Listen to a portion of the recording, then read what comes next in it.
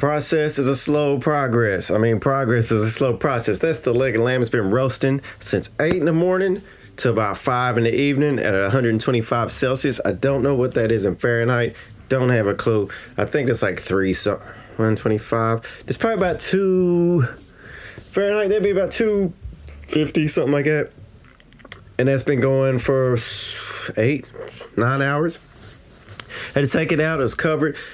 First, I seasoned it. You see what I did earlier? Well, I seasoned it last night, let it marinate overnight, add a little vinegar to help break it down.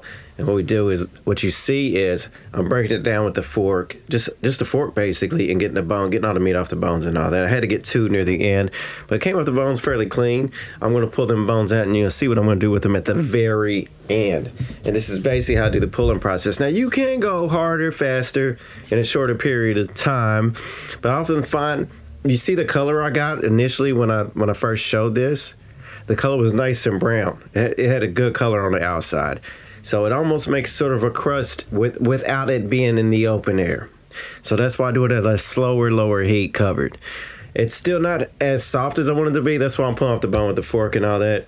But once I've done this, I'm gonna mix it up in its own juices, and then when it's all broken down, you won't see that in this video. What I'm gonna do is I'm gonna have a taste of it, get some of the family to taste it, see what they think about it, see if they like it. If they like it, cool. And then I add a little bit more seasoning of the rub that I made, my homemade rub that I made. I add a little bit more of that once this is all pulled. Don't need to see that. I can explain that, and you know what's up. It's looking good though. All I had cleaned off.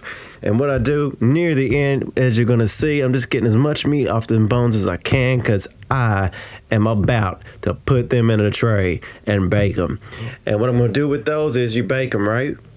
And then when you want to make a gravy, you make it, or not necessarily a gravy, you want to make a stock, you use the bones, you cut some celery, some carrots, some onions, some pepper in there, a little bit of garlic in there, a little potato in there, and you can make a stock. And what you can do with that stock is you can freeze it in ice trays, or you can freeze it in a container. It'd be good to go. Check it out, y'all. Yeah.